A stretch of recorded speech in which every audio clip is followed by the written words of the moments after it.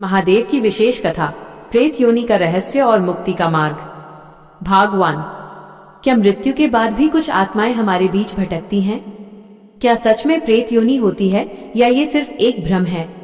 कथा प्रारंभ। हर हर महादेव। शिव प्रेमी महादेव की इस रहस्यमयी और गूढ़ यात्रा में आपका स्वागत है।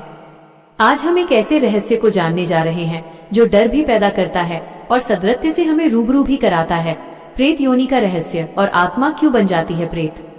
हर हर महादेव। शिव प्रेमियों, मृत्यु एक अटल सत्य है, लेकिन क्या जीवन का अंत यही हो जाता है? क्या सच में कुछ आत्माएं हमारे बीच भटकती हैं? आज महादेव की कृपा के इस विशेष अंक में हम उस गूढ़ सत्य से पर्दा उठाएंगे जिसे दुनिया प्रेत योनि कहती है। चलिए जानते हैं क्यों कोई आत्मा मुक्त होने के बजाय भटकने पर मजबूर हो जाती है। भाग 2। मुख्य कथा माइनस व्यापारी का दृष्टांत। कथा पुराणों में वर्णन मिलता है कि जब किसी आत्मा को मृत्यु के बाद शांति नहीं मिलती तो वह प्रेत योनि में भटकने लगती है। ये एक ऐसी अवस्था होती है जहां आत्मा न पूरी तरह इस लोक में होती है और न ही अगले लोक में जा पाती है। एक समय की बात है, एक धनी व्यापारी था जिसके पास सब कुछ था, धन, वैभव, प्रतिष्ठा, लेकिन उसका हृदय कठोर और स्वार्थ से भरा हुआ था। उसने जीवन भर गरीबों का हक छीना, दूसरों को कष्ट दिया और कभी धर्म या दान का मार्ग नहीं अपनाया। समय बीता और एक दिन उसकी मृत्यु हो गई, लेकिन उसकी आत्मा को शांति नहीं मिली। गांव के लोगों ने महसूस किया कि उसकी हवेली में अजीब घटनाएं होने लगी। रात के समय रोने की आवाजें, किसी के चलने की आहट, मानो कोई अदृश्य शक्ति वहां भटक रही हो। तभी एक संत उस गांव में आए। उन्होंने ध्यान लगाया और कहा, यह आत्मा प्रेत योनि में है, क्योंकि इसके कर्म अधर्म और पाप से भरे हुए थे। कथा का सार शास्त्रों में वर्णन है कि आत्मा जब मोह और पाप के बंधनों को नहीं काट पाती तो वो प्रेत योनि में प्रवेश करती है। एक पौराणिक कथा के अनुसार एक अत्यंत प्रभावशाली लेकिन अहंकारी व्यक्ति था। उसने जीवन भर केवल संचय किया, दूसरों का अधिकार छीनकर। जब काल का बुलावा आया तो शरीर तो पंच तत्व में विलीन हो गया, पर उसकी वासनाएं और पाप उसे इसी लोक में खींच लाए। वो अपनी ही संपत्ति के मोह में वहीं भटकने लगा। तभी वहां से गुजर रहे एक सिद्ध संत ने अपनी अंतर्दृष्टि से देखा और कहा, अधर्म से अर्जित धन अंततः आत्मा की बेड़ियां बन जाता है। भाग 3। दूसरा रहस्य और प्रेत योनि की परिभाषा।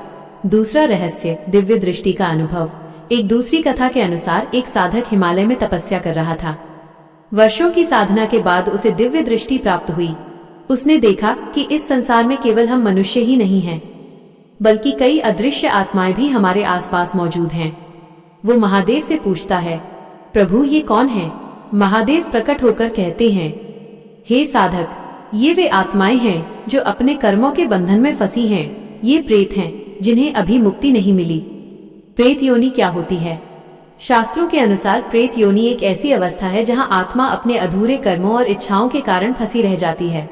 वह न तो पुनर्जन्म ले पाती है और न ही किसी उच्च लोक में जा पाती है।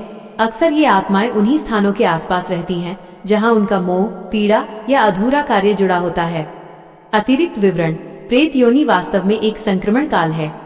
यह वह अवस्था है जहां सूक्ष्म शरीर न तो पूर्णतः नष्ट होता है और न ही नया स्वरूप ले पाता है।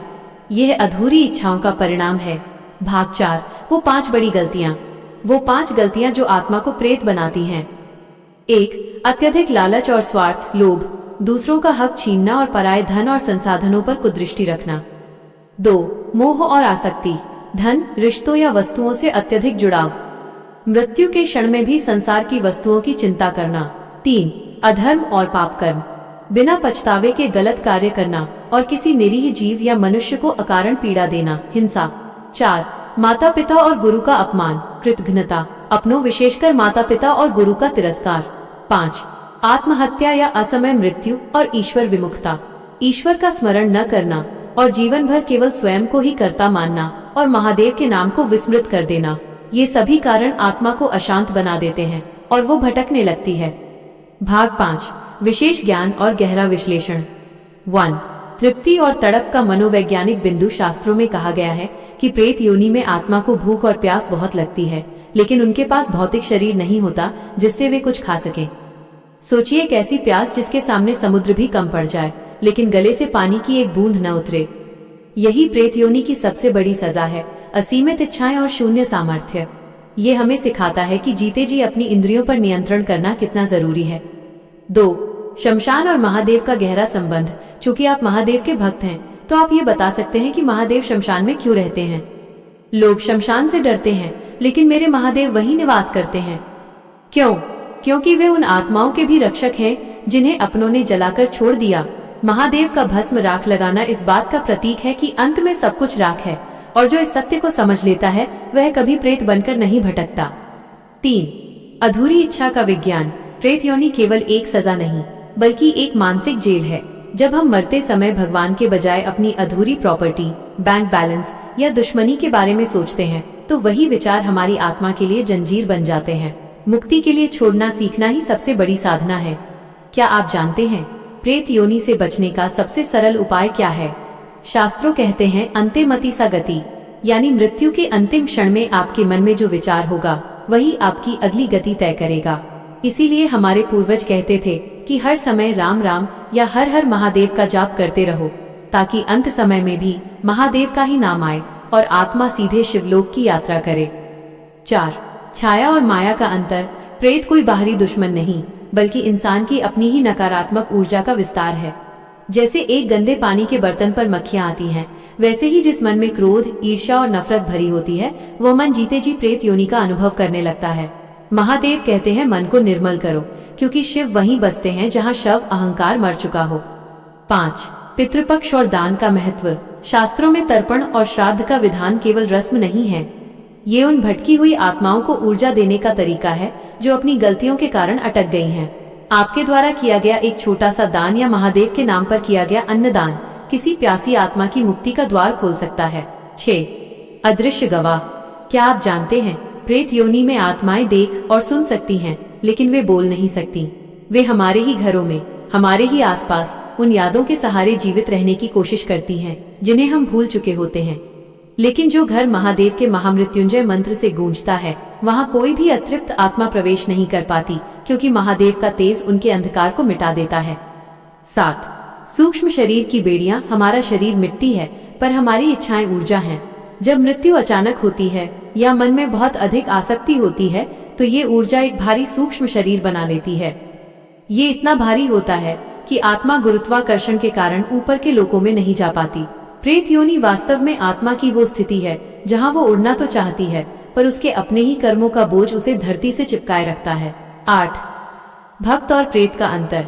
लोग अक्सर पूछते हैं कि क्या शिव भक्तों को भी प्रेत योनि का भय होता है? इसका उत्तर है नहीं, क्योंकि जो महादेव का भक्त है उसने जीते जी अपना सब कुछ शिव को अर्पण कर दिया होता है। जिसे दुनिया में कुछ नहीं चाहिए, उसे मृत्यु के बाद कोई भी इच्छा रोक नहीं सकती। महादेव के भक्त के लिए मृत्यु अंत नहीं, बल्कि शिव सायुज्य, शिव में मिल जाना का उत्सव है। 9. समय का फेर। प्रेत योनि का सबसे डरावना सच यह है कि वहां समय का अनुभव बदल जाता है। हमारे लिए जो एक रात है, एक अतृप्त आत्मा के लिए वो सदियों के बराबर हो सकती है। वे अपनी एक छोटी सी भूल या एक पल के क्रोध की सजा युगों तक भुगतते हैं। इसीलिए महादेव कहते हैं, अभी समय है, जाग जाओ। आज का आपका एक छोटा सा शुभ कार्य, किसी भूखे को भोजन या महादेव का एक नाम आपकी अनंत यात्रा को सुगम बना सकता है। भाग 6. महादेव का मार्ग और समाधान। महादेव का मार्ग। महादेव भूतनाथ हैं। वे भूत, प्रेत और सभी आत्माओं के स्वामी हैं। जो व्यक्ति सच्चे मन से ओम नमः शिवाय का जाप करता है, धर्म के मार्ग पर चलता है और अच्छे कर्म करता है, उसे कभी प्रेत योनि का भय नहीं सताता। महादेव की शरण में आने से हर आत्मा को मुक्ति का मार्ग मिल जाता है, लेकिन भयभीत होने की आवश्यकता नहीं है। महादेव केवल देवों के देव नहीं, वे काल भैरव और भूतनाथ भी हैं। वे उन भटकी हुई आत्माओं को भी शरण देते हैं जिन्हें संसार ठुकरा देता है। जो व्यक्ति जीवित रहते हुए निष्काम कर्म करता है और ओम नमः शिवाय के मंत्र को अपने श्वासों में बसा लेता है, उसे यमदूत नहीं, स्वयं शिवगण लेने आते हैं। महादेव की भक्ति वो कवच है जिसे कोई प्रेत बाधा या नकारात्मक ऊर्जा भेद नहीं सकती। भाग 7. निष्कर्ष। कथा से सीख। शिव प्रेमी। यह कथा हमें डराने के लिए नहीं, बल्कि जागरूक करने के लिए है। हमारा हर कर्म, हर विचार हमारे भविष्य को तय करता है। अगर हम आज सही मार्ग चुने तो हमारी आत्मा को कभी भटकना नहीं पड़ेगा। मृत्यु के बाद आत्मा का वजन नहीं, उसके कर्मों का बोझ तय करता है कि वो ऊपर जाएगी या यहीं भटकेगी। याद रखिए, हाथ खाली करके आए थे और हाथ खाली करके ही जाना है, लेकिन आत्मा के साथ केवल नाम और पुण्य जाएगा। तो आज खुद से पूछिए, आप अपनी आत्मा के लिए क्या जमा कर रहे हैं? दुनिया जिसे भूत समझकर डरती है, महादेव उन्हें बालक समझकर अपनी गोद में स्थान देते हैं। लेकिन चुनाव आपका है।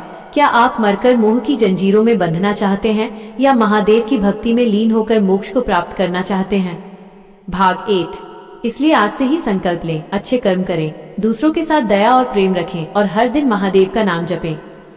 मित्रों, ये यात्रा हमें ये सिखाती है कि हमारे आज के कर्म ही हमारे कल की मुक्ति का मार्ग प्रशस्त करेंगे।